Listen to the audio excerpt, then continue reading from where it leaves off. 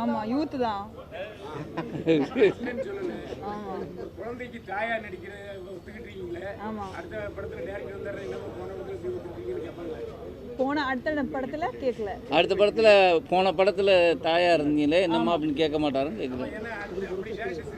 இல்லை நான் அடுத்த படம் பண்ணிட்டேன், அது ரிலீஸ் ஆகும்போது உங்களுக்கு தெரியும். ஆனால் அந்த டைரக்டர் இது வரைக்கும் கேட்டதில்லை.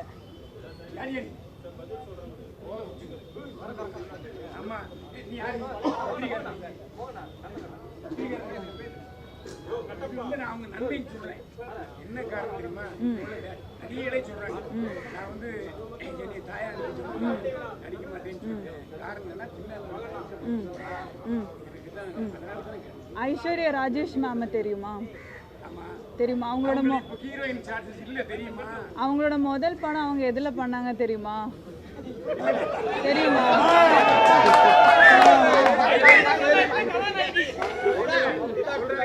அவங்க வந்து காக்க முட்டையில இல்ல அவங்க வந்து இல்ல பட் அவங்களுக்கு ஒரு பேர் வந்துருச்சுல அண்ணே. நான் இல்ல ஒரு நிமிஷம் அண்ணே, நான் பேசவா நீங்க பேசுங்க ஃபர்ஸ்ட்? இல்ல நீங்க பேசுங்க. நான் பேசவா? சொல்லுங்க.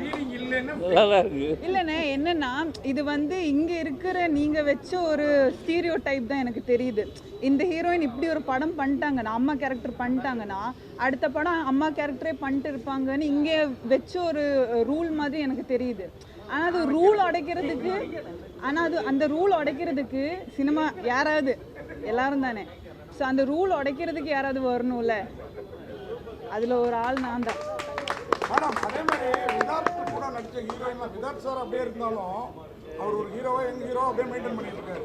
ஆனா அவர் கூட நடிச்ச ஹீரோயின்லாம் பெரிய ரேஞ்சு போயிட்டாங்க. அந்த சென்டிமெண்ட் தான் உடனே இந்த படத்தை ஒத்துக்கிட்டீங்களா? இல்ல அதை பத்தி எனக்கு சத்தியமா தெரியாது. சார் சொல்லிதான் எனக்கு ஃபர்ஸ்டே தெரியும். சாமுத்திரிகா லட்சணம்லாம் இருக்குது. Thank you thank you.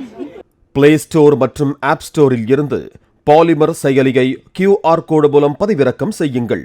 செய்திகளை உடனுக்குடன் பெறுங்கள்.